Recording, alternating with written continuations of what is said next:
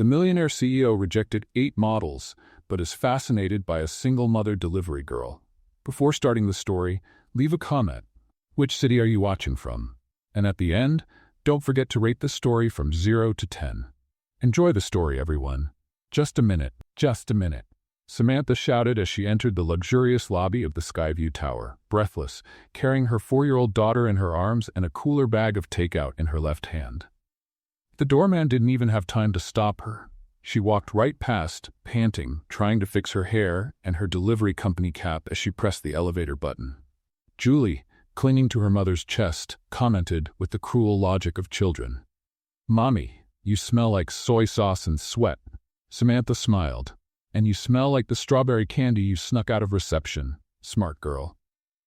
On the 32nd floor, the apartment door opened before she could even knock. The client, an elegant blonde woman with a look of disgust on the tip of her perfectly arched eyebrow, glanced at her watch. 1 minute late. Samantha's eyes widened, sweating. "Miss, seriously? 1 minute? It's past the deadline. I don't want any more." The woman crossed her arms. "I can't stand people who don't meet deadlines." "Oh sure, because your stomach has a built-in Swiss timer, right?" Samantha countered sarcastically. "Maybe I should have left my daughter alone on the street, run breathlessly, and run the red light to deliver your golden sushi." "Poor people always have an excuse, right?" the woman retorted disdainfully. At that moment, Julie, still clinging to her mother's body, lifted her little face and said loudly, "Mom, this girl looks like a wicked witch from a cartoon." Samantha froze. The woman's eyes widened, and on the other side, leaning against the wall near the elevator, a tall man in a dark gray suit with a sharp gaze held back a laugh. Nathaniel Hayes, CEO of Hayes Enterprises, was just waiting for the elevator, but ended up getting an unexpected spectacle. He coughed discreetly, as if asking permission to intervene. "Excuse me." His voice was calm, cool, and elegant. "If you really don't want the order, I'll take it. I'm starving." The customer opened her mouth to protest, but Nathaniel was already holding out the black card with an impatient gesture. "Can you tell me the price, miss?" "Samantha." She handed over the bag, still in shock, glancing sideways at Julie, who whispered, "He looks like a dapper penguin." "I heard," Nathaniel said, looking at the girl with a slight raise of his eyebrow. Then he looked at Samantha. "It seems you two have a knack for making an impact." Samantha gave an awkward smile. "And you look like you've never wasted a second of your life." "Almost never," he replied, already typing the password on the machine's display. As she finished the transaction, Nathaniel noticed the deep circles under Samantha's eyes, the ripped jacket at the shoulder, and the way Julie snuggled into her chest, confident that she was safe there, even with the world at war outside. "It was only a minute," Samantha murmured, still indignant. "Just a minute." "1 minute can change everything," Nathaniel said, accepting the bag and turning toward the elevator. "And a CEO can order delivery like any mortal?" she teased. "Especially when the dinner event I'm supposed to be at is unbearable." Julie, still hugging her mother, gave a thumbs up. "Good choice, dapper penguin." Nathaniel shook his head, but before he entered the elevator, something unexpected happened. He was about to step into the elevator when he heard a strange noise behind him. It was a dry, forced cough that cut through the air like an alarm. Julie had begun coughing uncontrollably, clinging to her mother's chest. What began as an innocent throat clearing quickly turned into something more serious. The girl gasped for air, but it seemed her lungs refused to cooperate. "Julie? Julie, my love, what's happening?" Samantha panicked, holding her daughter's little face in her hands. "Breathe with me, breathe slowly." But Julie couldn't. Her lips began to turn slightly blue, and she made a high-pitched, desperate gasp for air. Her tiny hands clung to her mother's jacket like anchors. "Oh my God, Julie!" Samantha looked desperately, but the child was getting more and more breathless. "Please, please, don't do this to me." The customer who had refused the delivery was still at the door, but she took a few steps back, clearly uncomfortable with the situation. Nathaniel, who already had 1 foot inside the elevator, stopped completely. "Does she have asthma?" he asked, dropping the cooler bag on the floor and approaching. "No, I don't know. She's never had this before." Samantha was shaking, holding Julie in her arms as the girl struggled to breathe. "Julie, my ain't stay with me, okay?" Nathaniel watched the scene for 2 seconds that felt like an eternity. The cold rationality that always guided him in business took over. He pulled out his cell phone and dialed quickly. "This is Nathaniel Hayes. I need an ambulance at Skyview Tower, apartment 3204. Child in severe respiratory distress. Now." Samantha looked at him with tears in her eyes. "She's going to be okay, right? Please tell me she's going to be okay." "Let's take her to the hospital now," Nathaniel said, already taking the car keys out of his pocket. "My car is in the garage. It's faster than waiting for the ambulance." "But I don't know you." Samantha hesitated for a second, even with Julie panting in her arms. "And I don't know you," Nathaniel replied, pressing the elevator button harder. "But your daughter needs help. Now." Julie made an even higher-pitched sound, and that was enough for Samantha to make her decision. She stepped into the elevator with Nathaniel, holding her daughter tightly, whispering comforting words in her ear. "Everything will be okay, my love. Mommy's here. This elegant penguin will help us, okay?" During the descent, Nathaniel called again, this time the hospital. "This is Nathaniel Hayes. I'm taking a child with a respiratory crisis to Lenox Hill Hospital. I want the best pediatric pulmonologist available, now, and I want an emergency room prepared." Samantha stared at him, surprised by the authority in his voice. It was clear that Nathaniel Hayes was not just any man in a suit. In the garage, he opened the door of a shiny black BMW. Samantha climbed into the back seat with Julie, who was a little calmer but still breathing heavily. "Hang in there, little warrior," Nathaniel said, glancing in the rearview mirror as he drove precisely through the streets of Manhattan. "You'll be fine soon." "She doesn't like hospitals," Samantha murmured, stroking her daughter's hair.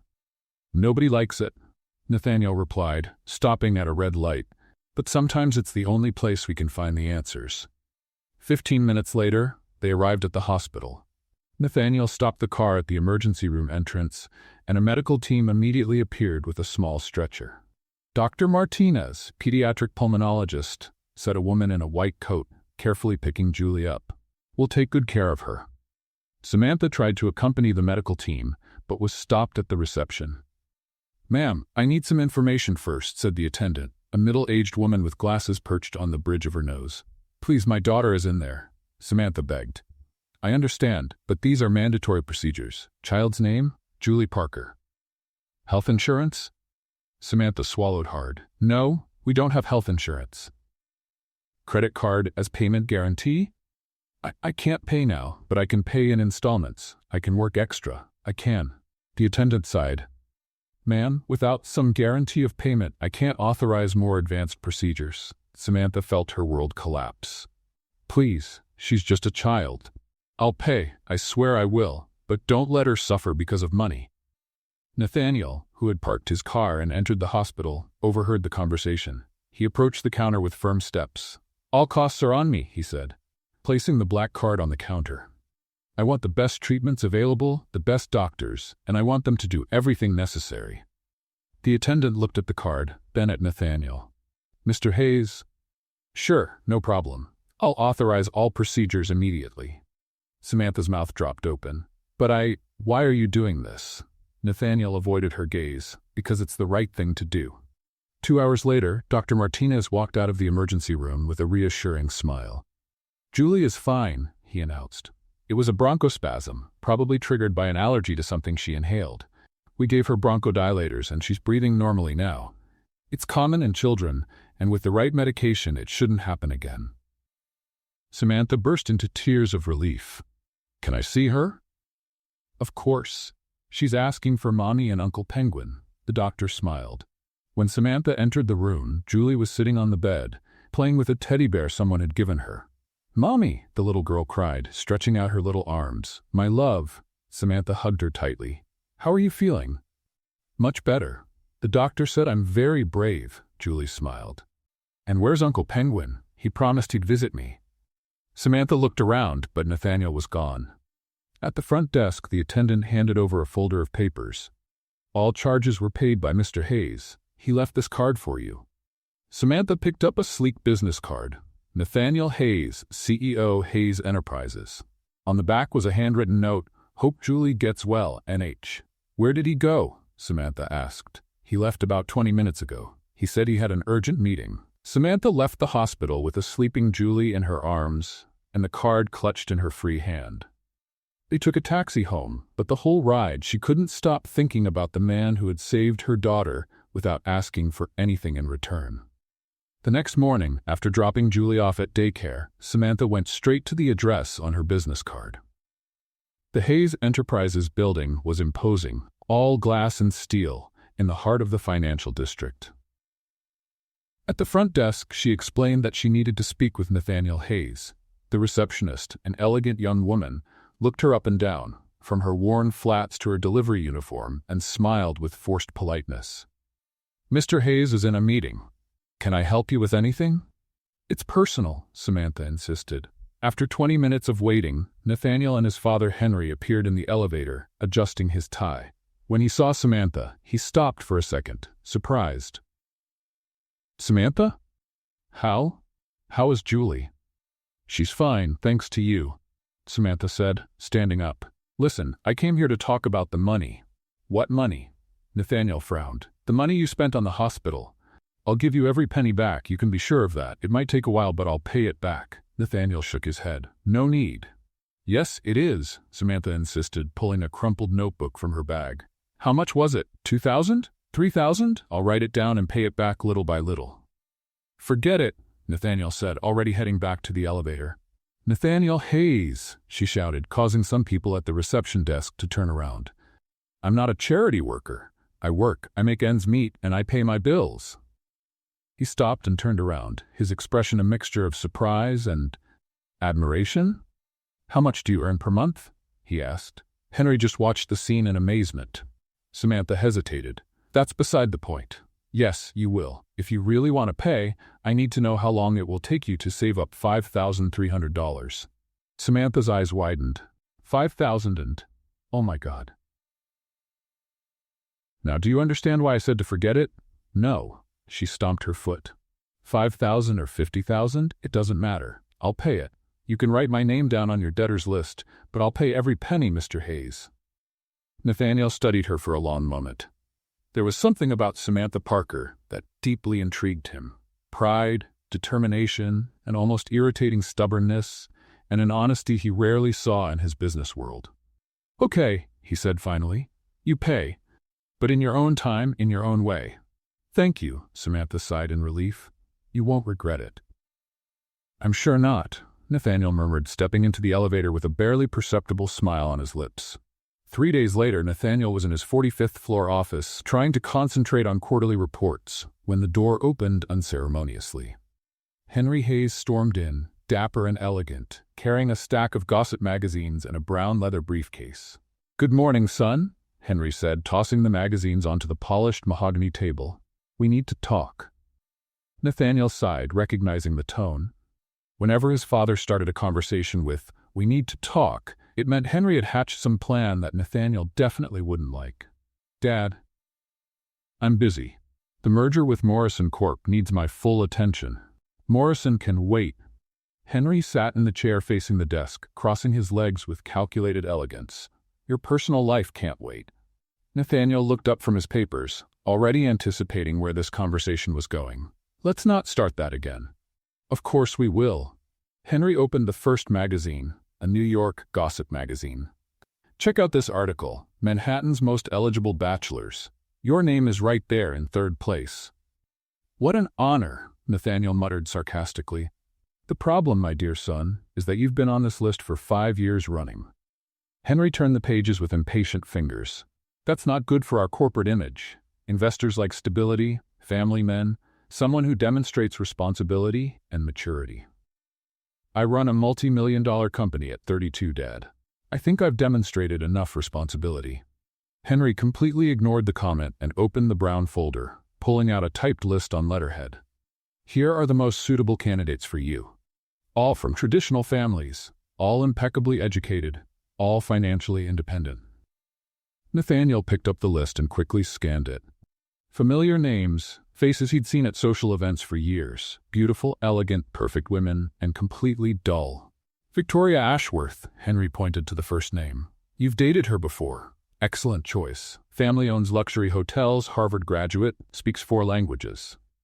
And he has the personality of an iceberg, Nathaniel added. Not to mention our breakup was complicated. Details, Henry waved away. Adult relationships sometimes need second chances. And look here, Madison Cooper, heiress to Cooper Industries. Gorgeous, intelligent, and you have a lot in common. Like the fact that we both prefer our phones to each other's company? Henry slammed his hand on the table in frustration. Nathaniel, you're not taking this seriously. At 32, a man of your standing should be married, with children, building a family legacy, not living like a perpetual bachelor featured in gossip magazines. What if I don't want to marry any of these women? Then I'll choose for you, Henry said, with the coldness of a corporate ultimatum. I have a fundraiser next week. I'll invite 3 of these candidates. You choose one for a serious relationship, or I'll choose and arrange the engagement.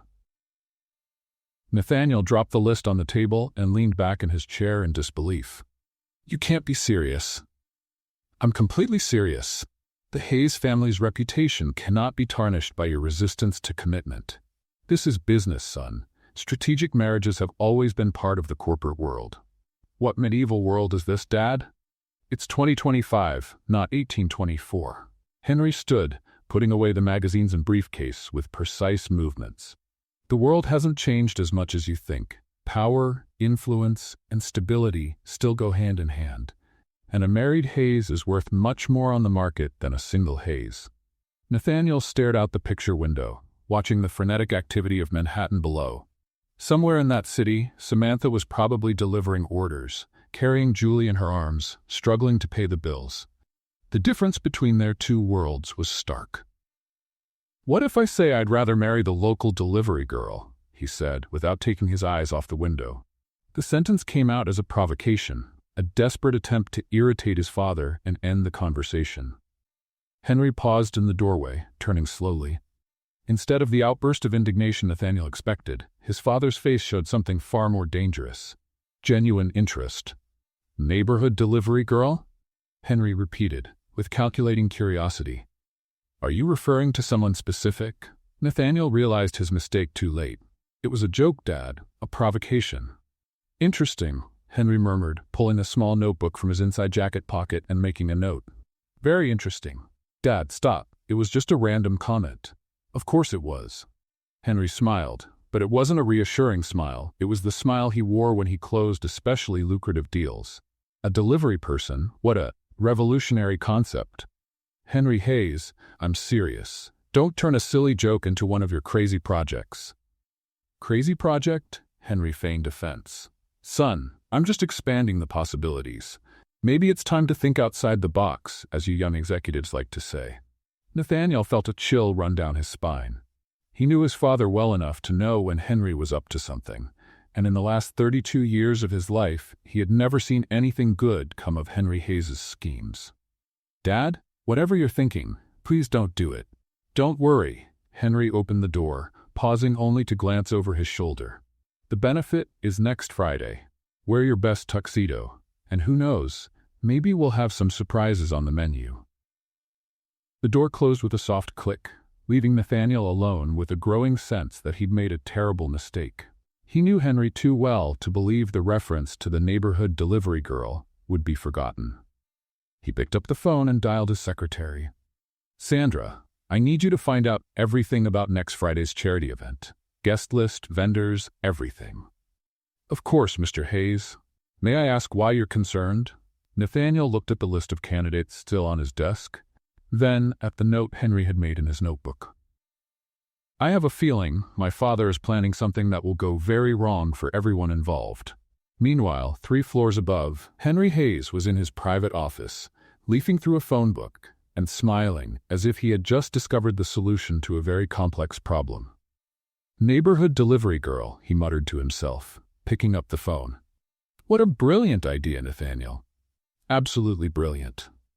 And with that, Henry began making some very specific calls, organizing what would undoubtedly be the most interesting event of the entire New York social season. The following Friday, Samantha Parker stood in front of the cracked bathroom mirror in her small apartment, trying to fix her hair for the 5th time. Her black catering uniform was borrowed and 2 sizes too big, but it was the best she could find at the last minute. "Mommy, you look beautiful," Julie said, sitting on the bed, swinging her legs as she ate breakfast cereal. "Thank you, love. Mom's just a little nervous." Samantha adjusted her bow tie for the 10th time. "It's a very fancy event. Very important people." "More important than you?" Her daughter's innocent question made Samantha smile. "Of course not, Princess. No one is more important than the 2 of us." An hour later, Samantha was in the kitchen of the Plaza Hotel's grand ballroom, receiving instructions from the supervisor, a serious woman named Margaret. "This is a high society fundraiser," Margaret explained, adjusting Samantha's apron. "Lots of millionaires, some celebrities, people who can make or break a catering company's reputation with one ill-timed comment. So, smile, be polite, and for God's sake, don't drop anything." Samantha nodded, her stomach churning. She desperately needed the extra money. Julie needed new allergy medication, and the rent was late. "You'll serve the drinks during the cocktail hour," Margaret continued. "Champagne, wine, and some non-alcoholic beverages. Keep the tray balanced and avoid engaging in long conversations with the guests." The main ballroom was stunning. Crystal chandeliers, enormous white flowers, tables decorated like movie sets. Samantha had never seen so much luxury in one place. Guests began arriving. Women in designer gowns, men in perfectly tailored tuxedos, jewelry that probably cost more than her annual salary. "First tray," Margaret said, handing over a silver tray with champagne flutes.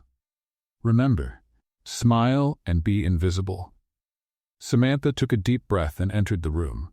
The first few minutes were uneventful. She served drinks, received polite thanks, and managed to maintain her balance. She was beginning to feel confident when she spotted a familiar figure across the room. Henry Hayes was talking to a group of people, gesturing animatedly, and next to him. "Nathaniel?" Samantha murmured, almost dropping the tray. He was impeccably dressed in a black tuxedo, his hair perfectly combed, chatting with a stunning blonde woman in a red dress. For a moment, Samantha completely forgot where she was and what she was doing. All she could think about was how different he looked in that setting. No longer the man who had rushed Julie to the hospital, but the millionaire CEO he truly was. "Excuse me, can you serve me?" A sharp voice caught his attention. Samantha turned to see an older woman, covered in diamonds, looking at her impatiently. Of course." Samantha quickly approached, holding out the tray. "Finally, you guys at work are getting slower and slower." The woman took a glass without even looking at Samantha. "Sorry, ma'am," Samantha murmured, trying to maintain a professional smile. She was walking away when she heard someone call her name. "Samantha? Samantha Parker?" She turned to see Nathaniel approaching, a look of genuine surprise on his face. The blonde woman was right behind him, clearly curious. "Nathaniel," Samantha smiled, but immediately remembered where she was. "Good evening, sir." "What are you doing here?" he asked, completely ignoring the forced formality. "Extra work," she explained, lifting the tray. "Julie needs new meds, and, well, you know how it is." The blonde woman stepped closer, examining Samantha from head to toe with a calculating gaze. "Nathaniel, who is your friend?" The question was loaded with insinuation.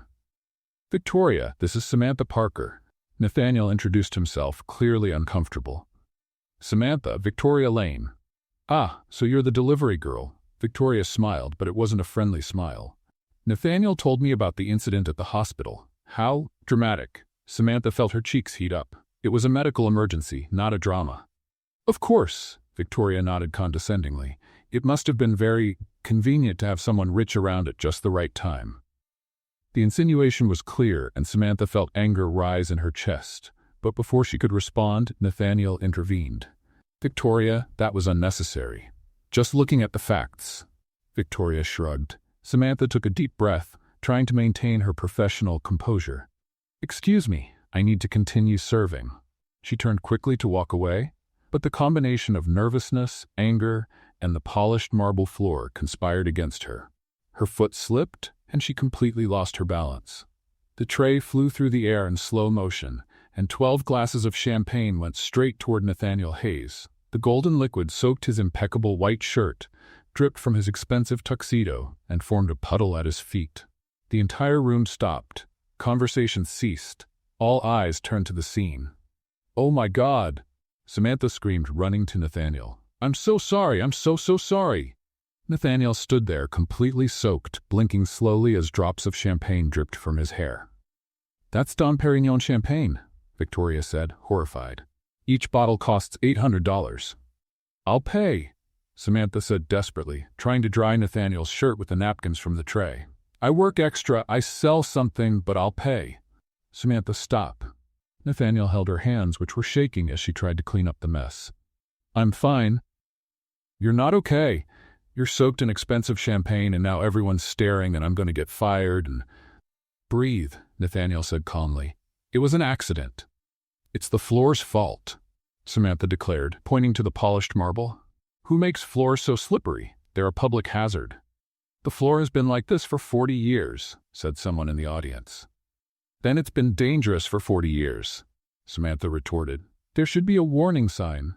Caution, waitress killing floor." Some guests chuckled. Victoria snorted in indignation. "This is a disaster," Victoria muttered. "Nathaniel, you need to change immediately." "He needs a towel first," Samantha said. "That's still trying to help. And maybe a hairdryer, and a washing machine, and a time machine to go back 5 minutes.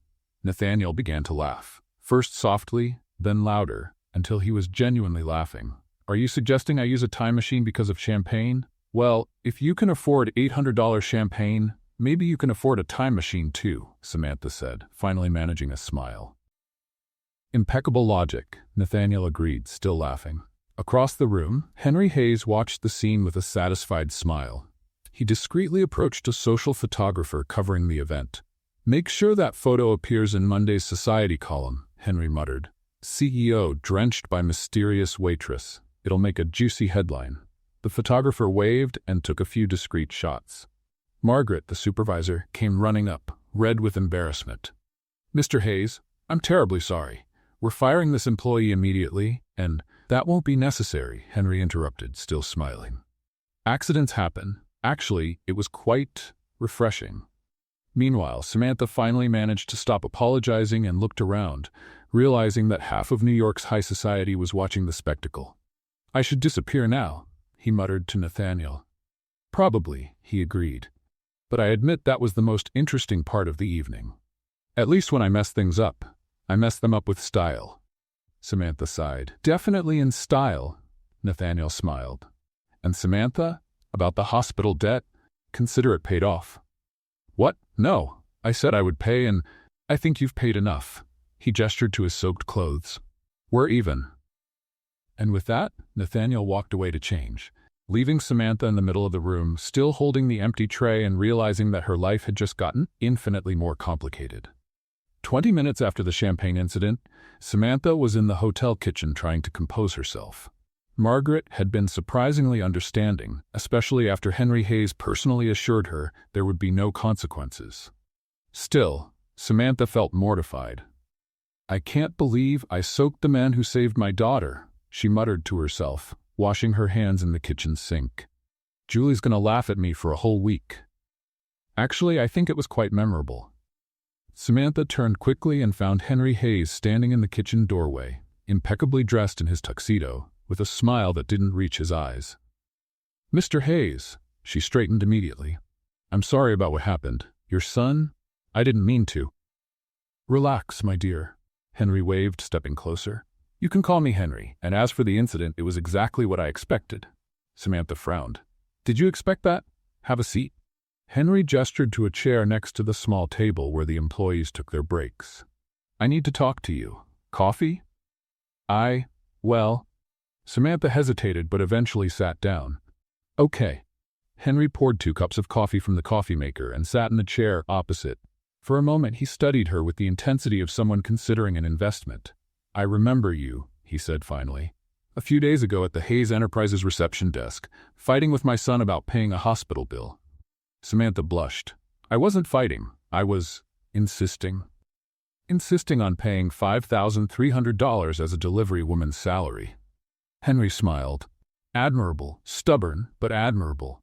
"I always pay my debts," Samantha said, lifting her chin proudly. "I know. That's why I'm here. Henry sipped his coffee, apparently savoring the suspense. Samantha began to feel like a mouse being watched by a very intelligent cat. "Mr. Henry, I don't understand. Why are you talking to me?" "Because I have a proposal for you. A proposal that can solve all your financial problems." Samantha nearly spat out her coffee. "What kind of proposal?" Henry leaned forward, his expression as if he were about to close the deal of the century. "I want you to pretend to be my son's girlfriend." The silence that followed was deafening. Samantha blinked several times, making sure she'd heard correctly. "Sorry, I think I misunderstood." "Did you say fake girlfriend?" "At public events, social dinners, strategic appearances," Henry explained as if he were discussing stock market shares. "Nothing too complicated. Just convincing New York society that my son has finally found someone special." Samantha put the cup down so hard that the coffee spilled. "Are you crazy?" "I'm being practical," Henry corrected. "Nathaniel needs to get married. I need a daughter-in-law who will generate media interest and change his image as a confirmed bachelor. You need money. It's a win-win situation." I can't pretend to date your son," Samantha stammered. "First, because it's a lie.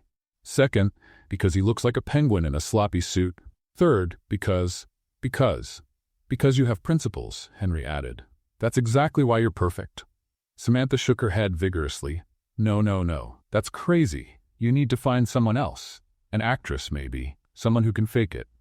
"The actresses I know are very obvious," Henry said, pulling an envelope from his inside jacket pocket. "You, on the other hand, are authentic. Real. Exactly what Nathaniel needs to break his image as a cold, calculating man." "He's not cold," Samantha said without thinking. "I mean, he saved Julie. He paid her medical bills. He was kind. See? You already see his human side." Henry smiled, satisfied. "That's exactly what I need the audience to see." Henry placed the envelope on the table.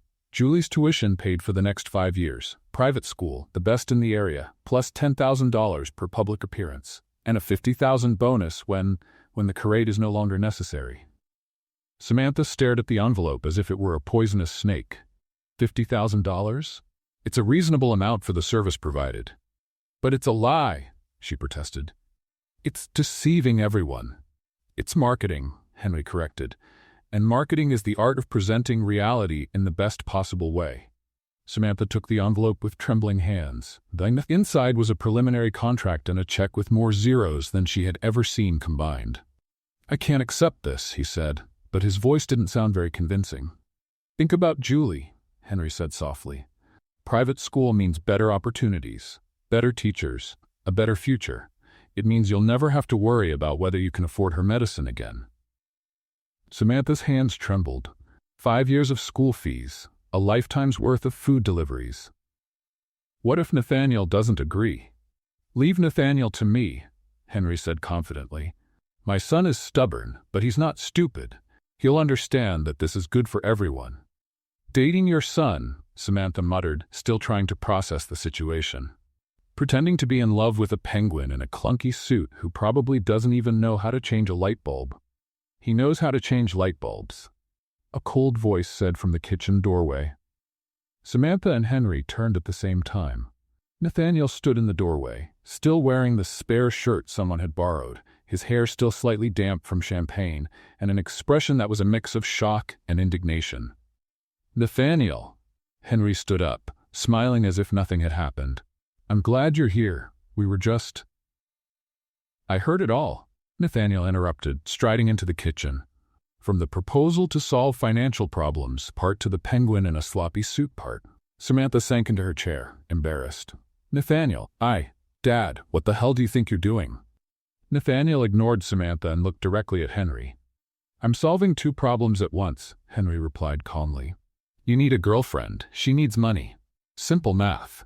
"I don't need a fake girlfriend." "Yes, she does," Henry insisted. "And she needs that money." "Look at her, Nathaniel. Really look. When was the last time you saw someone work so hard just to keep their daughter healthy?" Nathaniel looked at Samantha, who was blushing with embarrassment, still holding the envelope. "That's not fair to either of us," he said more softly. "Life isn't fair," Henry retorted, "but sometimes we can create arrangements that work for everyone." Samantha finally found her voice. "I didn't say I accepted." But you'll accept, Henry said with absolute certainty, because you're a responsible mother, and this is the best opportunity Julie will ever have.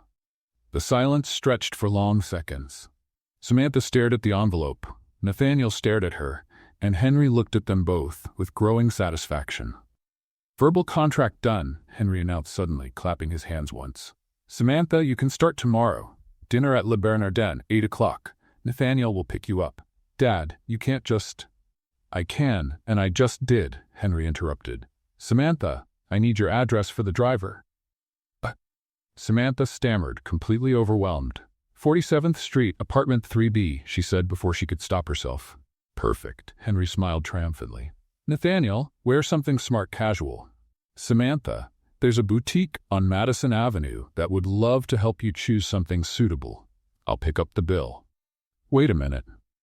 Samantha stood up abruptly. But Henry was already leaving the kitchen, waving over his shoulder.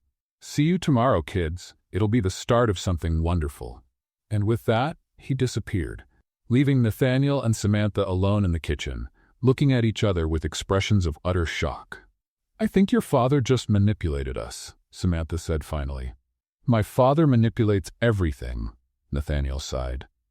The question is, are you really going to do it?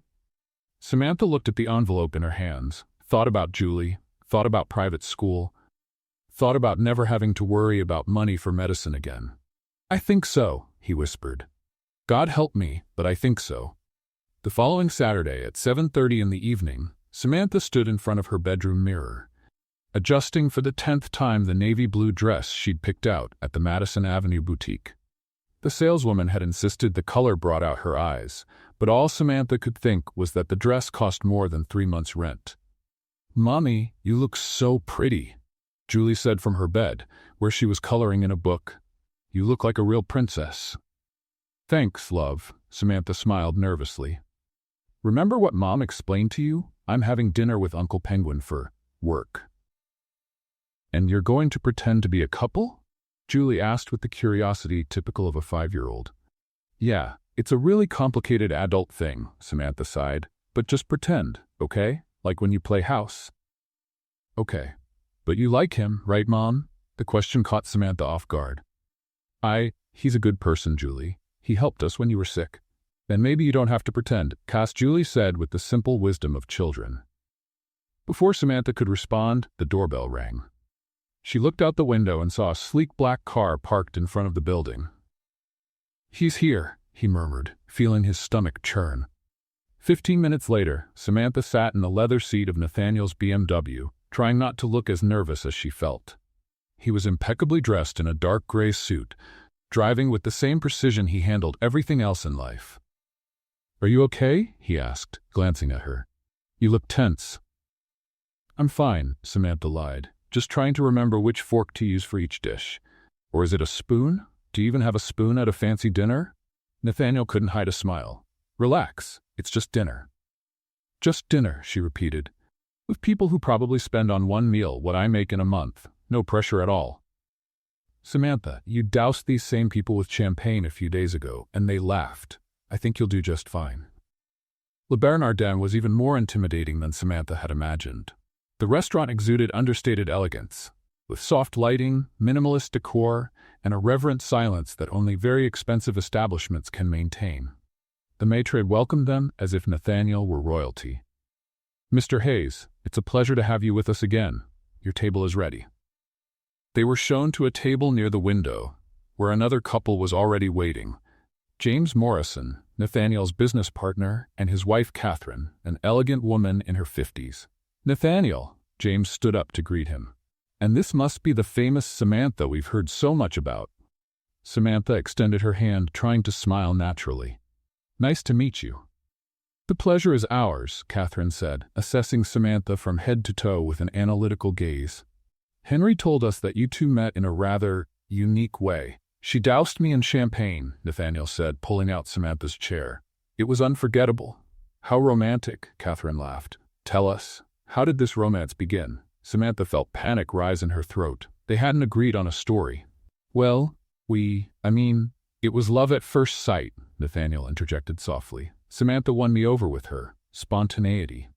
And Nathaniel won me over by being kind when I needed it most, Samantha added, grateful for the help. The waiter appeared with menus in French and English. Samantha looked at the options and felt her brain spinning. She couldn't even pronounce half the dishes. "What do you recommend?" Catherine asked. "The lobster is exceptional," James suggested. "Lobster?" Samantha said, trying to sound enthusiastic. "I love lobster. It's like a polite scorpion that decided to live in the sea." Catherine blinked in surprise. James laughed. "Polite Scorpio?" Catherine repeated. "Well, think about the shape," Samantha gestured, getting into character. "They both have those big claws and long tails, and they look like they're going to attack you. But the lobster wears a natural tuxedo and frequents fancy restaurants." James laughed so hard he had to wipe his eyes. "I never thought of that. They really are elegant, distant relatives." Nathaniel watched, fascinated.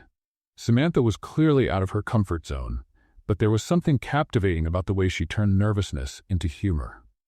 When the cutlery was brought, Samantha looked at the collection of forks, knives, and spoons with a lost expression. "Why do we need 3 forks?" he whispered to Nathaniel. "I only have 2 hands." "Use it from the outside in," he whispered back. "What if I eat from the inside out? Will I get arrested?" "Probably deported," Nathaniel joked. Catherine, who had heard the whisper, smiled. "Samantha, have you ever traveled abroad?" Samantha swallowed. "Oh yes, I travel, a lot." "How wonderful. Where was your last trip?" "France," Samantha said quickly. "Paris. I loved the Eiffel Tower. So tall. And what else did you visit?" Samantha panicked completely. "The Louvre, with the Mona Lisa, which, by the way, is much smaller than it looks on TV. And she has an expression like she just heard an inside joke." "Intern?" James asked, intrigued. "You know, those jokes only she understands. Like Leonardo da Vinci whispered something funny while painting, and she looked like she was holding back a laugh." Catherine laughed. "What an interesting interpretation. And what else did you do in Paris?" "I ate croissants," Samantha said, gaining confidence. "Lots of croissants. Actually, I discovered that croissants are just bread that's been to the gym and gotten all muscular and golden." The whole table was laughing now. Nathaniel realized that, without realizing it, Samantha had completely won over James and Catherine with her unique way of seeing the world. "And you, Nathaniel?" Catherine asked.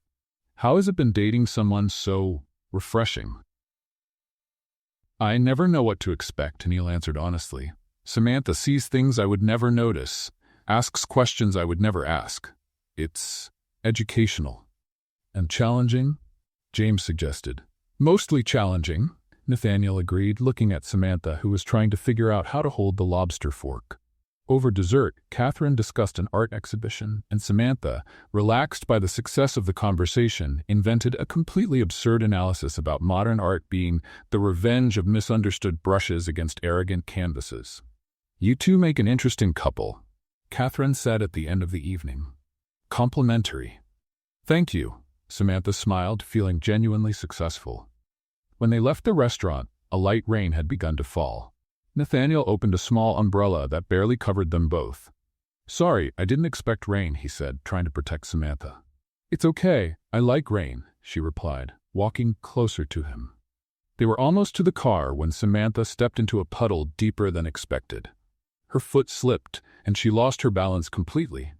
Nathaniel reacted instinctively, dropping the umbrella and reaching out to catch her. Samantha fell against his chest, her hands resting on his shoulders, their faces inches apart. For a moment that felt like an eternity, they stood like that, staring into each other's eyes, the rain falling softly around them. Samantha could feel Nathaniel's heart beating rapidly against her chest. He could see the raindrops on her eyelashes. "I'm sorry," she whispered, without pulling away. "It wasn't your fault," he replied, also whispering, without letting go of her. The rain picked up, drenching them both, but neither moved. There was something about the moment, the closeness, the vulnerability, the way his eyes looked at her as if seeing her for the first time, that made Samantha completely forget it was all just pretend. We should get in the car," she said finally. "We should," he agreed, but still didn't let go of her. When they finally separated and got into the car, they were both wet and quiet, as if something important had happened, but neither of them knew exactly what. "The night was successful," Nathaniel said, turning on the heater. Yes, Samantha agreed, looking out the window. Successful. But they both knew something had changed in those few seconds in the rain, and neither of them was prepared to admit what it was. The following Wednesday, Samantha was at the apartment trying to explain to Julie why Mom needed to go out again for work when the phone rang. "Hello," he answered, balancing the phone between his shoulder and ear as he prepared Julie's dinner. "Samantha, it's Nathaniel. Change of plans for tonight?" "What kind of change?" she asked, feeling a twinge of anxiety. "Benefit gala at the Museum of Modern Art. Black tie required. My father insisted it would be an excellent exposure opportunity." Samantha sighed. "More important people who will judge me?" "Probably," Nathaniel admitted. "But you did so well at Le Bernardin that I'm sure you'll survive another night." "What inspiring confidence," she murmured. "What time?" 7:30. "And Samantha?" "Wear the black dress the boutique set aside. It's going to be a more formal evening." 2 hours later, Samantha stood in the bathroom mirror, trying to master a red lipstick that seemed to have a life of its own. Her black dress was elegant without being flashy, and she had managed to tame her hair into a bun that looked almost professional. "Mommy looks beautiful," Julie declared from the bathroom doorway. "But why are you nervous again?" "Because Mommy is still learning to pretend she belongs in the world of elegant penguins," Samantha explained, applying lipstick for the third time. "You don't have to pretend," Julie said seriously. "You're the best mom in the world. That's more important than anything." Samantha bent down and hugged her daughter. "When did you become so wise, little one?" "I learned from you," Julie smiled. The Museum of Modern Art was transformed into a movie set. Golden lights, exotic flowers, and tables decorated with crystals that reflected like stars. The guests looked like they'd stepped out of a fashion magazine, all perfectly dressed and speaking in low, polite tones. Nathaniel met her at the entrance, impeccably dressed in a black tuxedo. "You look beautiful," he said, offering his arm. "Thank you," Samantha smiled, trying to ignore how her heart raced at the compliment. "You also look, well, you always look elegant." They walked through the main hall, where Nathaniel greeted acquaintances and introduced Samantha as his girlfriend. She was just beginning to feel more comfortable when a familiar voice cut through the air. "Nathaniel Hayes. What a wonderful surprise."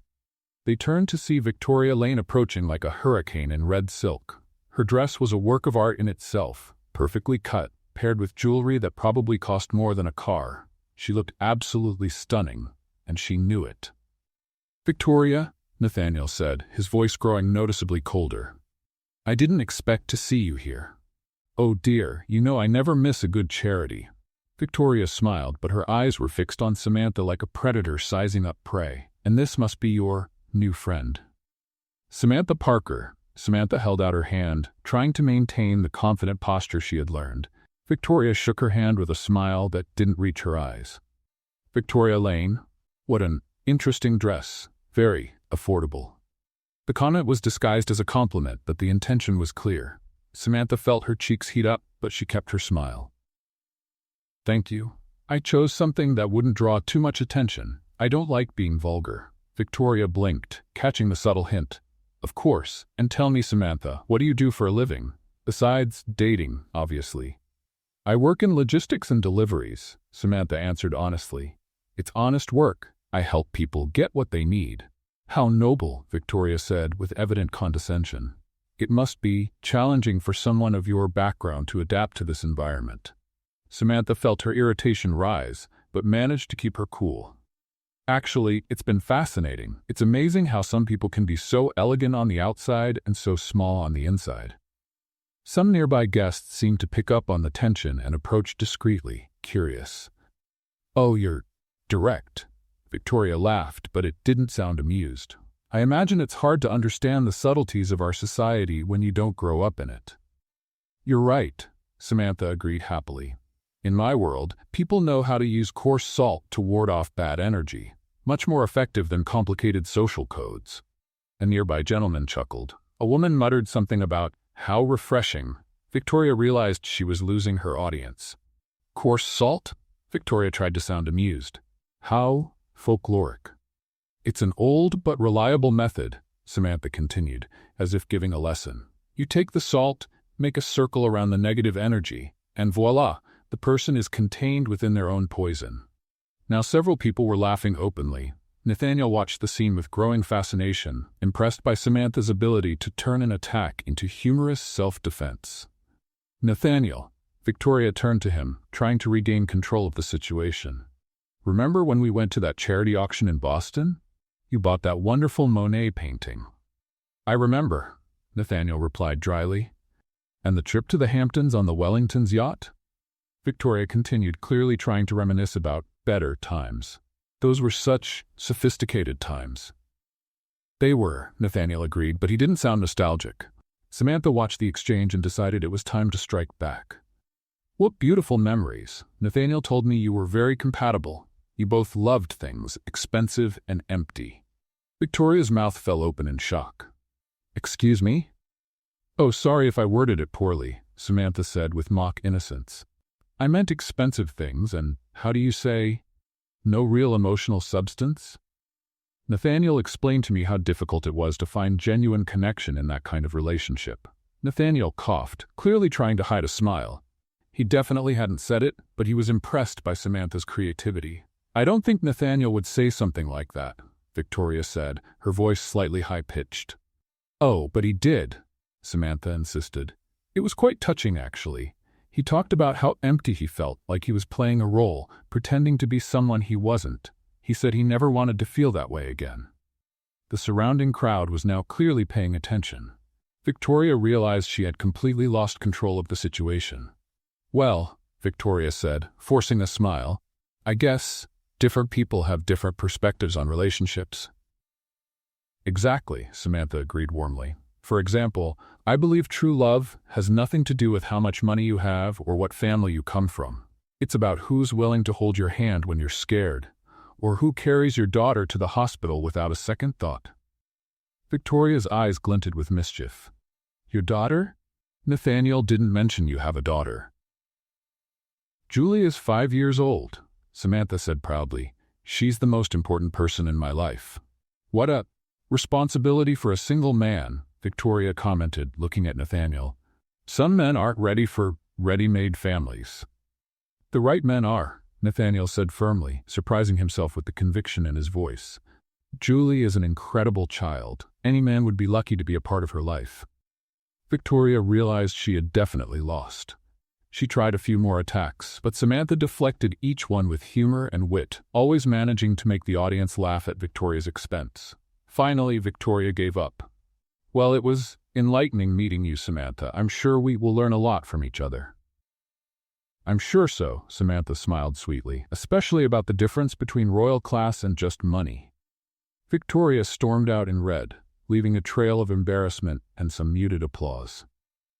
Impressive, murmured the man who had laughed first. I certainly didn't expect that. The girl has guts, his wife commented. When they were alone, Nathaniel looked at Samantha with genuine admiration. Where did you learn to do that? Do what?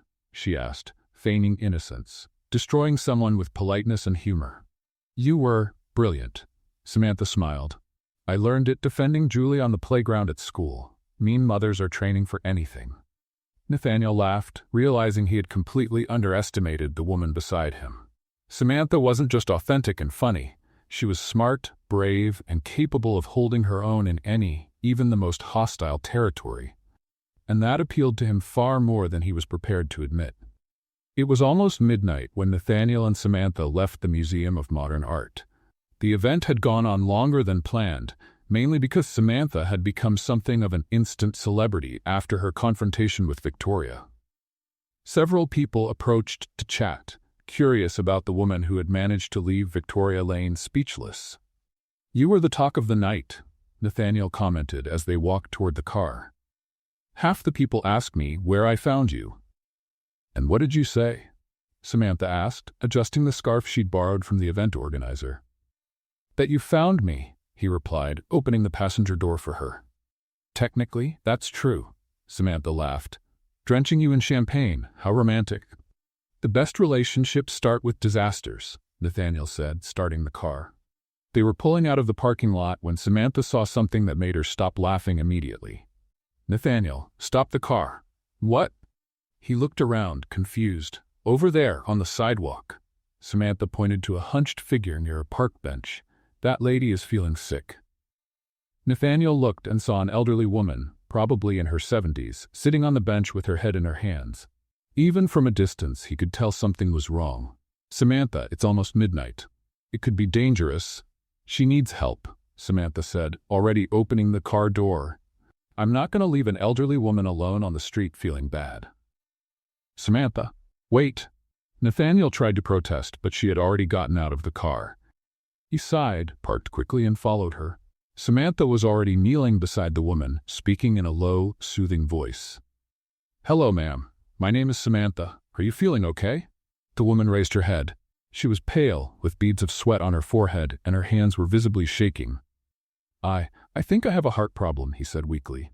Chest pain, shortness of breath. I ran out of medicine today, and I couldn't get to the pharmacy. Nathaniel approached, concerned. Ma'am, we need to get you to the hospital. I don't have money for the hospital, the woman murmured. I've already spent it all on this month's medicine. Samantha looked at Nathaniel, who was already taking his cell phone out of his pocket. Don't worry about money, Nathaniel said, dialing. I'll call an ambulance. No, please, the lady protested weakly. An ambulance is too expensive. Ma'am, what's your name? Samantha asked softly. Eleanor Martinez. Eleanor, look at me. Samantha took her hands. My friend here is very rich and very stubborn. If he says he'll pay, he will. And do you know why? Eleanor shook her head weakly. Because he has a good heart hidden under that expensive suit, Samantha smiled. Besides, hospitals give free dessert to anyone who smiles. It's a secret rule, they don't tell anyone. Eleanor managed a weak smile. Free dessert? You bet, Samantha nodded solemnly. Jell-O, pudding, sometimes even ice cream, but only for patients who arrive smiling. Nathaniel, who was speaking to the emergency room operator, stopped to look at Samantha in disbelief. She was comforting a woman with a heart condition with jokes about hospital dessert. The ambulance will take 20 minutes, Nathaniel announced, putting away his phone. I think we'd better take her straight away. I don't want to be a bother, Eleanor protested. Miss Eleanor, Samantha said, helping her to her feet. The only thing that's going to give me trouble is knowing that I left you here feeling unwell. Now, let's go. I'm curious to see if that dessert story is true. Nathaniel gently picked up Eleanor, surprising himself with how naturally it felt. She was lighter than he'd expected, and he suddenly understood why Samantha hadn't hesitated to help. You're very strong, Eleanor commented, relaxing in his arms. And very elegant, Samantha added, walking beside them. Miss Eleanor, do you have children? 3 children, but they all live far away, Eleanor sighed. New York has become too expensive for them. So today you gained 2 temporary children, Samantha declared. The elegant penguin here, and I will take care of you until you feel better. Elegant penguin? Eleanor laughed weakly. That's what I call him, Samantha whispered conspiratorially. Always in a suit, always serious, but deep down he's a sweetheart. Nathaniel sighed, but couldn't help but smile. On the way to the car, Samantha kept Eleanor distracted with conversation about cake recipes, childhood stories, and theories about why doctors always wear cold stethoscopes. It's to see if the patient still has reflexes, Samantha explained. If you jump when they put that cold thing on your chest, it's a sign that you're alive and reactive. That makes sense, Eleanor agreed, looking more animated. Samantha, Nathaniel murmured. That's not true. Are you sure? She asked, blinking innocently. I bet you've never asked a doctor. At the hospital, Eleanor was immediately seen by the medical staff. Nathaniel handled all the paperwork and payments while Samantha stayed in the waiting room, promising Eleanor she would be there when she left. You don't have to stay, Nathaniel said, sitting beside her in the uncomfortable emergency room chairs. Of course I do, Samantha retorted. I promised we'd take care of her, and besides, I still haven't figured out if the dessert story is true. 2 hours later, the doctor came out with good news. Eleanor had had a hypertensive crisis but was stable. She would require regular medication and monitoring, but there was no permanent damage. Can I see her? Samantha asked. Of course.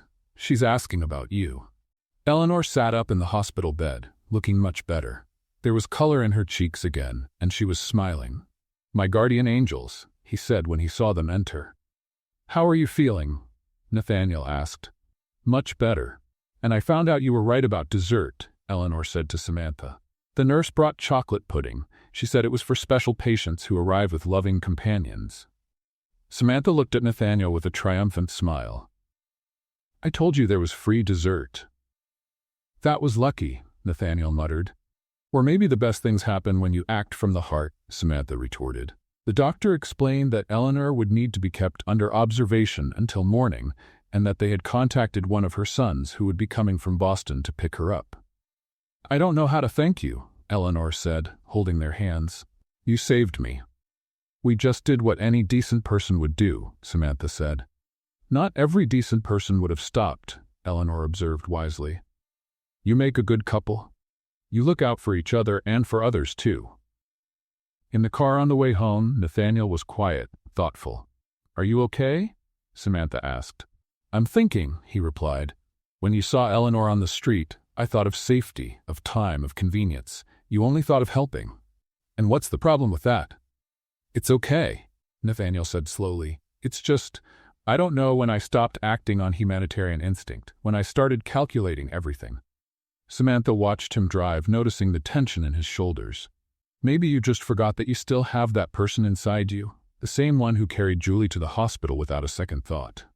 Maybe, he murmured. Nathaniel? Trying? Thank you for today, for stopping the car, for carrying Eleanor, for paying for everything without question. You were incredible. Nathaniel glanced at her and smiled. Thank you for reminding me of who I used to be. When they arrived at Samantha's apartment, she hesitated before getting out of the car. By the way, he said, opening the door, Eleanor was right about one thing. What? We really take good care of each other. And with that, she walked into the building, leaving Nathaniel alone in the car, realizing that she was smiling more lately than she had in years. The following Monday, Samantha was at JFK Airport, nervously glancing at the flight board while clutching a small suitcase borrowed from her neighbor. Nathaniel had explained that they had a business meeting to attend in Boston, something about impressing investors with their romantic stability. I've never flown, he admitted as Nathaniel approached with coffee for them both. Really? He looked genuinely surprised. Food deliveries don't require much air travel, she joked, accepting the coffee. Julie's more excited than I am. She said I'll get to see the clouds in person. Nathaniel smiled. And how is she dealing with your absence? Mrs. Rodriguez will take care of her. They'll make cookies and watch cartoons. They'll probably have more fun without me. The loudspeaker announcement interrupted them. Flight 347 to Boston canceled due to severe weather conditions. No way, Nathaniel muttered, checking his phone. Snowstorm. All flights to Boston canceled until tomorrow. Samantha looked out the window and saw the first flakes beginning to fall. At least Julie will be happy. She loves snow. The meeting is tomorrow morning, Nathaniel said, calculating. We'll have to drive. I know an inn along the way where we can spend the night. 3 hours later, they were on the road watching the snow fall ever heavier. The inn Nathaniel had chosen was small and cozy, with a roaring fireplace and rustic decor reminiscent of a grandmother's house. We only have one room available, the receptionist apologized. The storm brought a lot of unexpected travelers. Samantha and Nathaniel looked at each other, embarrassed. Does the room have 2 beds? Nathaniel asked. A king-size bed, but the sofa is very comfortable, the woman smiled, and the fireplace works perfectly. In the bedroom, Samantha immediately placed her suitcase on the sofa. I'll stay here. You pay the bills, you get the bed. Samantha, I'm not letting you sleep on the couch, and I'm not sleeping in the same bed as you, she retorted, no matter how harmlessly elegant a penguin you are. Nathaniel was about to argue when Samantha's phone rang. It was Julie on a video call. Mommy, it's snowing here too. Julie appeared on the screen, excited. Mrs. Rodriguez says you're stuck in the snow with Uncle Penguin. Hi, love, Samantha smiled, sitting on the edge of the bed. I'm fine. Uncle Penguin has taken care of me. Hi, Julie, Nathaniel waved, sitting down next to Samantha to appear on screen. Are you guys in a hotel? Julie asked curiously. At an inn? Samantha explained. Because of the snow. How fun. Julie clapped her hands. You can play games. Mrs. Rodriguez taught us a new game. 20 questions. 20 questions, Nathaniel asked. It's like this. One person thinks of something and the other asks 20 questions to guess it, Julie explained excitedly. You two should play. Mrs. Rodriguez said it's good for getting to know people. Samantha laughed. Julie, I don't think Uncle Penguin is much of a gamer. I do, Nathaniel protested, surprising himself. It sounds interesting. Really? Samantha looked at him in surprise. Mrs. Rodriguez? They're going to play. Julie shouted to someone off-screen. Mommy, you have to find out what his favorite food is. After saying goodbye to Julie, they were alone in the room, with the snow falling heavily outside and the fireplace crackling cozily. So, Nathaniel said, taking off his jacket and sitting in the armchair near the fireplace. 20 questions. Do you want to find out my favorite food? Okay, Samantha accepted the challenge. Sitting on the sofa across from him. Is it sweet? No. Is it salty? Yes. Is it expensive? Nathaniel hesitated. It depends on where you buy it. That counts as yes, Samantha decided. Do you eat with a fork? Sometimes. Vague answer, she protested. Is it pizza? No, and that was your 5th question. Hot dog? Hamburger? It's getting hot, Nathaniel smiled. Cheeseburger? Very hot. McDonald's double bacon cheeseburger? Samantha shouted. Nathaniel laughed, genuinely surprised at himself. How did you guess? Seriously, Samantha gasped. The millionaire CEO loves fast food? I love it, he admitted, sounding almost embarrassed. Especially at 2 in the morning when I'm working late. There's a 24-hour delivery franchise near the office. That's humanly normal, Samantha said, smiling. Your turn. Discover my greatest fear. The questions continued, interspersed with laughter and unexpected revelations. Nathaniel discovered that Samantha was afraid of elevators, which is why she always took the stairs, that she dreamed of being an art teacher, and that she once tried to cut her own hair and ended up bald on one side. Samantha discovered that Nathaniel played the piano in secret, that he had cried watching a Disney movie with his niece, and that his biggest insecurity was not knowing if people liked him for who he was or for what he had. That's sad, Samantha said softly. It's realistic, Nathaniel corrected. What's all that money for if it makes you question whether people are genuine? Good question, he murmured.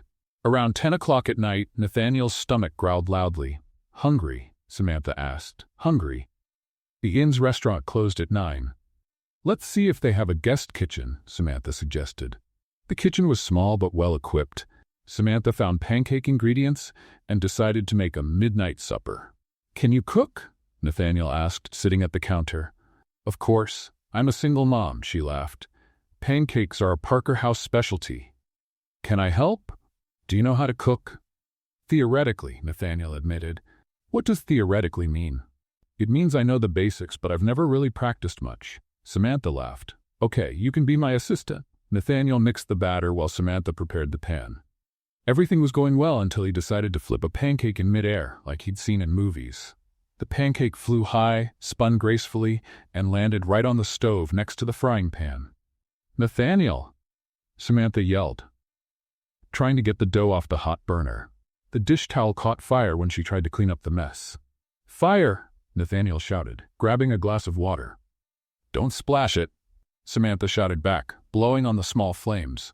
Within seconds, the kitchen was filled with smoke, the fire alarm went off, and they were both covered in flour and giggling like teenagers. You almost burned down the inn, Samantha said, still laughing, when they finally managed to clean everything up. Me? You're the one who let the cloth catch fire. Because you threw pancakes on the stove. It was an artistic accident, Nathaniel defended, brushing flour from her hair. They stood there like that, him brushing flour from her hair, both of them still laughing when they realized how close they were. Maybe we should order pizza, Nathaniel whispered. Maybe, Samantha agreed, without moving away. That night, Nathaniel slept on the couch, insisting it was comfortable, but for the first time in years, he didn't dream of spreadsheets or meetings. He dreamed of laughter, flying pancakes, and a woman who made him feel normal. And Samantha, lying in the too-big bed, smiled in the dark, realizing she was dangerously close to forgetting it was all just pretend. Back in New York the following Thursday, Samantha was feeling strangely nostalgic. The trip had been a success. The meeting went well, and she and Nathaniel seemed to have found a comfortable rhythm in the charade of their relationship. She even began to forget it was all pretense. He was organizing Julie's school clothes when his cell phone rang. It was Margaret from the catering company. "Samantha, have you seen the news today?" "What news?" Samantha frowned. Turning on the TV. "Look for the local gossip channel. You'll want to sit down for this." With a bad feeling, Samantha found the channel. The host, a blonde woman with a predatory smile, was discussing high society scandals. "And now, a story that's shaking Manhattan," the host said. "Exclusive photos show that CEO Nathaniel Hayes' new girlfriend may not be as innocent as she seems." The screen showed a photo of Samantha entering an expensive store, followed by another of her leaving with several bags. Then, an image of her in a luxurious beauty salon. Sources close to her reveal that Samantha Parker, from a humble background, has been spending thousands of dollars on shopping sprees since she began dating millionaire Hayes, the host continued. The question remains, true love or financial gain? Samantha felt her stomach sink. These purchases had been organized by Henry, part of the costume needed for the events. She hadn't even picked out half of the things. The phone rang again. It was a number she didn't recognize. "Hello? Samantha Parker? This is the Manhattan Tribune. We'd like to ask you a few questions about your relationship with Nathaniel Hayes." She hung up immediately, but the phone rang again and again. "Mommy, why are people screaming down there?" Julie asked from the window. Samantha looked over and saw reporters gathering in front of the building. Her heart raced. "Julie, put on your coat, we're going out the back door." But it was too late. As they left the building, camera flashes exploded. Reporters shouted questions. "Samantha, is it true you're using Nathaniel Hayes? How much money did he spend on you? How does it feel to be called a gold digger?" Samantha picked up Julie and ran, shielding her daughter's face from the cameras. They managed to escape in a taxi, but Julie was scared and confused. "Mom, why were those people yelling at us?" It's complicated, love," Samantha said, trying to remain calm. At Mrs. Rodriguez's apartment, where they had taken refuge, Samantha tried to call Nathaniel, but it went straight to voicemail. She tried 3 more times without success. Finally, 2 hours later, he returned the call. "Samantha, I saw the news." His voice was tense. "We need to talk." "Nathaniel, those photos are of purchases your father organized. I didn't even choose those things, you know that." "I know," he said, but there was something strange in his voice. "But we need to think about how this affects the deal." "The deal?" The words hurt more than Samantha expected. "Of course, the deal. My father is furious. He says this could damage our corporate image. Maybe we should take a break." "A while," she repeated, feeling something break in her chest. "Just until the situation calms down. You understand, right?" Samantha understood perfectly. At the first sign of trouble, when public opinion turned against her, Nathaniel was backing down, protecting his reputation, as she should have expected from the start. "I understand," he said, his voice as firm as he could manage. "No problem. Samantha, bye, Nathaniel." She hung up and stared at the phone, feeling stupid for having started to believe this was real. "Is Mom sad?" Julie appeared beside her, her eyes worried. "A little," Samantha admitted.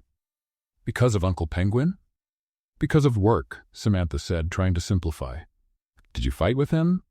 "Not exactly. He decided it's best if we don't be friends for a while." Julie frowned, processing the information with the straightforward logic of children. "That's just evil penguin stuff," he declared. "True friends don't abandon you when things get tough." "Sometimes adults do complicated things for complicated reasons," Samantha explained. "Stupid reasons," Julie corrected. "I'm going to call him and tell him he's an evil penguin who made my mommy cry." "Julie, no," Samantha said quickly. "We're not going to call him." "Why not?" Because sometimes it's better to let people get on with their lives." In the following days, Samantha completely avoided the news and social media. She returned to her normal delivery routine, but discovered that several customers had canceled orders. Apparently, being famous for the wrong reasons was worse than being anonymous. Victoria had gotten what she wanted. The photos, clearly taken by a professional photographer at carefully orchestrated moments, created the perfect narrative. A poor girl taking advantage of a rich man. "How are you dealing with all this?" Mrs. Rodriguez asked one afternoon as Julie played in her apartment. "One day at a time," Samantha sighed. "At least now I know where I stand in his life." "And where is that?" "Nowhere. It was all a lie. But the words rang hollow, because the truth was, somewhere during those weeks it had stopped being a lie to her. The laughter in the inn's kitchen, the way he carried Eleanor, the way he looked at Julie with genuine affection, none of it felt fake. Meanwhile, at the Hayes Enterprises office, Nathaniel was having the worst week of his life. He tried to focus on work, but he constantly found himself remembering moments with Samantha, the way she laughed when he told absurd stories, how she shielded Julie from the cameras, how she turned a pancake fire into one of the best nights he'd ever had. "You did the right thing," Henry said during a meeting. "Public relations require crisis management. She'll understand." But Nathaniel wasn't sure he understood. The more he thought about the phone call, the more he realized he had sounded cold, calculating. Exactly what Victoria had always accused him of being. "Dad, what if we're wrong?" he asked one Friday afternoon. "Wrong about what?" "What if Samantha really cared? What if it wasn't about money?" Henry sighed. "Nathaniel, you've known this woman for a few weeks. Don't mistake gratitude for love." But Nathaniel remembered Samantha's face when he'd suggested taking a break. The pain she'd tried to hide, the way her voice had changed when he'd mentioned the deal. She didn't seem like a gold-digging woman. She seemed like a woman who had been hurt by someone she trusted. "I need to talk to her," he decided, grabbing his car keys. "Nathaniel, don't complicate things." "No, Dad. I think I've made it complicated enough." When he arrived at Samantha's apartment, the building was empty of reporters, but she didn't answer the intercom. He went upstairs and knocked on the door. "Samantha? It's me, Nathaniel." Silence. "Please, we need to talk. I think I made a terrible mistake." The door opened slightly, but it was Julie who appeared, a serious expression on her little face. "Mommy doesn't want to talk to evil penguins," he declared. "Julie, where is your mother?" "Working. Always working. Because evil penguins made her sad, and now she has to work even harder." The innocent accusation hurt more than any corporate criticism. "Julie, can you tell your mother that I'm sorry? Only if you promise to stop being mean." "I promise," Nathaniel said solemnly. Julie studied him for a moment, then nodded and closed the door. Nathaniel stood in the hallway, realizing he'd lost much more than a fake girlfriend. He'd lost the woman who made him laugh, who reminded him of who he really was, and who, somehow inexplicably, had become the most real part of his life. 2 weeks after the media debacle, Samantha was serving canapes at another high society event. This time it was a charity auction at the Grand Hotel Plaza, and she had gotten the job through a different agency, using her mother's maiden name to avoid recognition. The dining room was packed with New York's elite. Samantha kept her head down, serving discreetly and trying to become invisible. She had learned the art of invisibility over the past 2 weeks. It was surprising how people didn't notice waitresses when they were determined not to see them. "More champagne, please," an elegant woman asked, without even looking at Samantha. "Of course, ma'am," Samantha murmured, refilling her glass. The auction host, a pompous man in a white tuxedo, was on stage announcing the next item. "And now, ladies and gentlemen, we have a truly special piece. A vintage jewelry set from the Astor family's private collection." Samantha was heading to the kitchen for more drinks when she heard a commotion at the entrance to the dining room. Voices whispered, heads turned. She glanced discreetly and felt her heart stop. Nathaniel Hayes had just entered the room. He looked different. His suit was impeccable as always, but there was something in his posture, an almost desperate determination she'd never seen before. His eyes roamed the room as if searching for someone in particular. Samantha hid behind a column, praying he wouldn't see her. She wasn't prepared to face him, especially not here at work, where she needed to maintain her professional composure.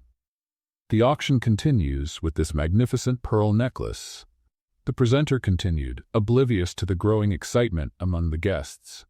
But Nathaniel wasn't paying attention to the auction. His eyes finally found Samantha behind the column, and the relief on his face was almost palpable. He started toward her, but Samantha panicked. She turned quickly and headed for the kitchen, hoping to escape before he reached her. "Samantha!"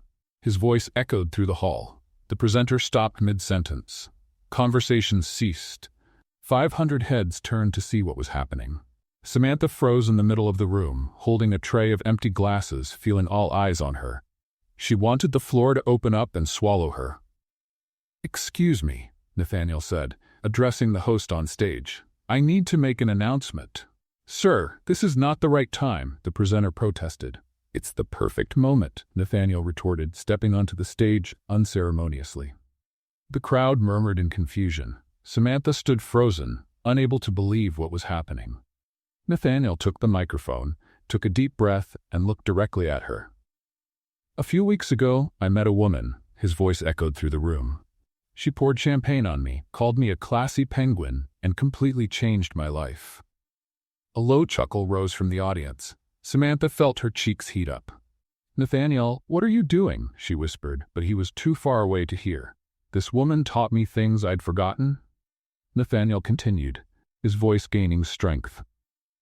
"She taught me that helping a stranger on the street is more important than arriving on time for a meeting. That laughing until you can't breathe is worth more than any $1 million contract. That courage isn't about closing difficult deals. It's about raising a daughter alone and still maintaining faith in humanity." Samantha felt tears well up in her eyes. The people around her began to realize who the speaker was and moved away slightly, forming a circle around her. "The last few days with her were the happiest days of my life," Nathaniel said, his voice trembling with emotion. "And I ruined it all because I was afraid. Afraid it was too good to be true. Afraid to trust my heart instead of my head." Victoria Lane, who was present at the event, was visibly furious at the back of the room, whispering something urgent to a friend. "Samantha Parker," Nathaniel said, stepping down from the stage and walking toward her. "I ask your forgiveness. Forgiveness for doubting you when I should have trusted you. Forgiveness for choosing my reputation over your feelings. Forgiveness for being exactly the kind of cold, calculating man you deserve to avoid." He stopped in front of her, his hands shaking slightly.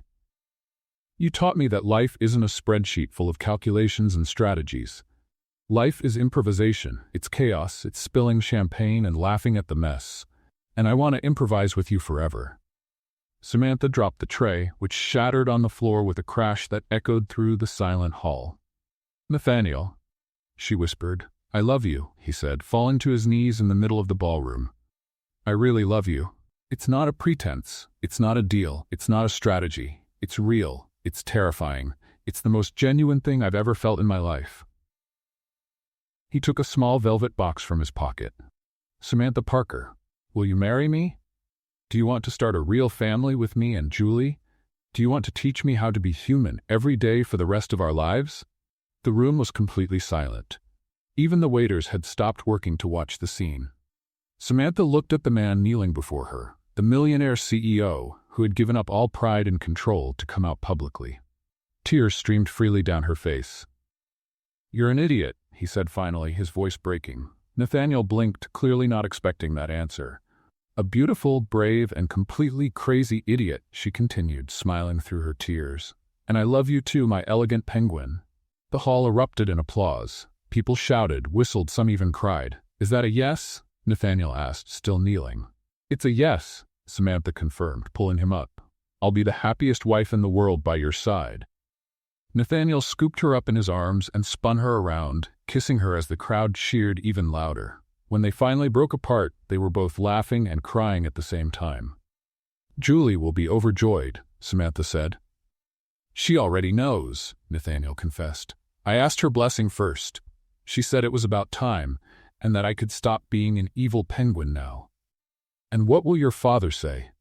"Which was the best investment of my life," Nathaniel smiled. "And for once, he'll be right." The auction host, completely lost, tried to resume the event. "Well, that was unexpected. Let's get back to the auction." "Actually," Nathaniel said, taking the microphone again, "I'd like to make the first bid. $50,000 for everything being auctioned today." The crowd gasped. "For charity, of course," he continued. "In the name of the woman who taught me that true wealth has nothing to do with money." And with that, Nathaniel took Samantha by the hand, and they left the room under a shower of flower petals that someone had started throwing, leaving behind a party that would definitely go down in New York gossip history. 3 months later, in the heart of Central Park, a wedding ceremony was taking place that definitely did not follow the traditional protocol of New York high society. The altar had been set up near the Bethesda fountain, decorated with simple, elegant flowers. Gold chairs were arranged in a semicircle for the 300 guests. An eclectic mix of executives in expensive suits, food delivery drivers in their finery, Samantha's neighborhood neighbors, and curious socialites who wouldn't miss this event for the world. "I've never seen anything like it," murmured Margaret, the catering supervisor, eyeing the homemade hot dog stand that had been set up next to the Dom Perignon champagne table. "That's the idea," smiled Mrs. Rodriguez, elegant in a navy blue dress Samantha had insisted on buying for her. Samantha wanted everyone to feel at home. Across the room, a vintage ice cream cart played cheerful music, while children ran around dressed in their best clothes, some holding heart-shaped balloons. "Dad, are you sure this is right?" Nathaniel asked nervously, adjusting his tie for the 10th time. He looked impeccable in a charcoal gray tuxedo, but his anxiety was evident. "More right than anything you've ever done," Henry replied, surprisingly relaxed for someone who was always concerned with appearances. "And Nathaniel, stop fiddling with your tie. You look perfect." The music changed, signaling the beginning of the ceremony. Guests rose as Julie appeared at the head of the aisle, beautiful in a pale pink dress, tossing flower petals with exaggerated enthusiasm. "Don't skimp on the petals," she shouted to the other bridesmaids, making the audience laugh. Behind her, Samantha appeared on the arm of her stepfather, a simple man who had raised her after her parents' deaths. Her dress was simple but stunning, white satin with delicate lace details, nothing extravagant, but perfectly her. Nathaniel felt the air leave his lungs when he saw her. After months together, she still took his breath away. "Can you breathe, son?" Henry whispered, amused. "I think so," Nathaniel murmured, never taking his eyes off Samantha. The ceremony was conducted by a judge who was a friend of the Hayes family, who had agreed to maintain the relaxed tone Samantha wanted. "We're here today to celebrate something that started with spilled champagne and turned into true love." The judge began, drawing laughter from the audience. During the vows, Nathaniel was the first. "Samantha, you taught me that the best moments in life aren't in the plans we make, but in the accidents that happen. You taught me to laugh at myself, to stop to help strangers, and that family isn't about DNA or social status. It's about choosing to be there for someone every day." Her voice trembled slightly. "I promise to make you laugh at least once a day. I promise to always stop the car when you see someone in need. And I promise our kitchen will always have pancake ingredients, even if I keep burning them." The audience laughed, and some guests wiped their eyes. Samantha wiped her own tears before beginning.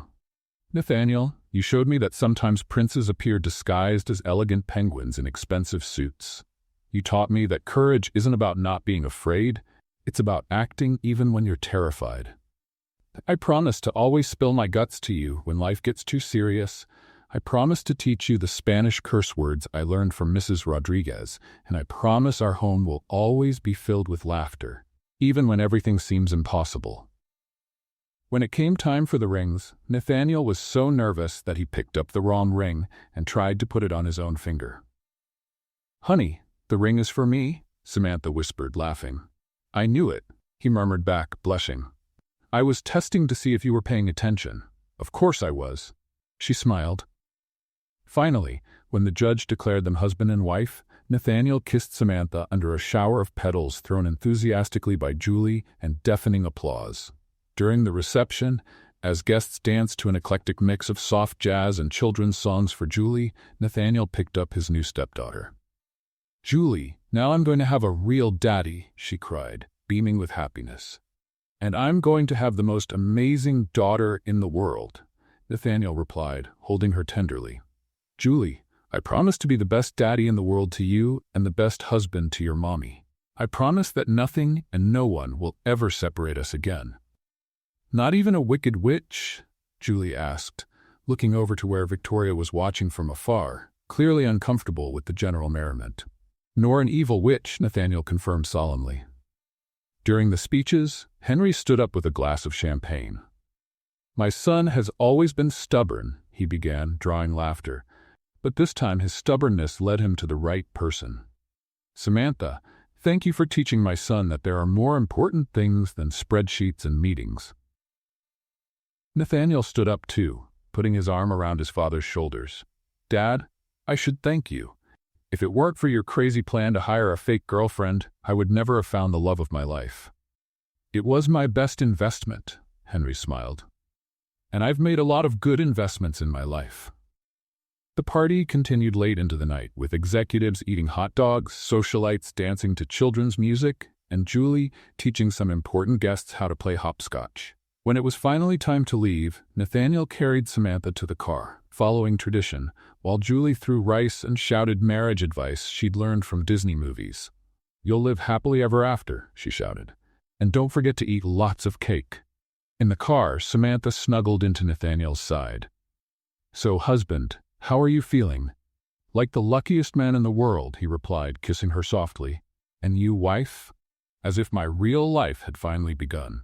And as they drove through the New York night, leaving behind a party that would be talked about for months in society, the three had finally found what they had been searching for without knowing it. A real family, built on love, laughter, and the certainty that the best plans are those we never plan. What did you think of Samantha and Nathaniel's story? Leave your opinion in the comments. Rate this story from 0 to 10. What score would you give it? Subscribe to the channel and activate the bell to follow all our stories, and enjoy more exciting stories by clicking here on the final screen.